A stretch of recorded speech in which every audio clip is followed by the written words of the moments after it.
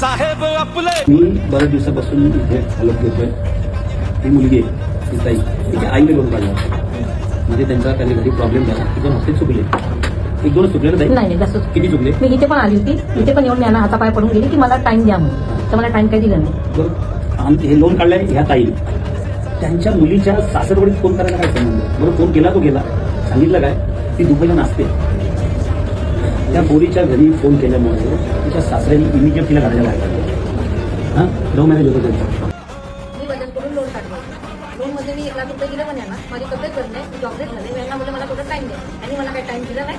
आणि मला फोन न करता माझ्या मुलीच्या सासरी त्यांच्या सगळ्यांना फोन करून सांगितलं की मुलगी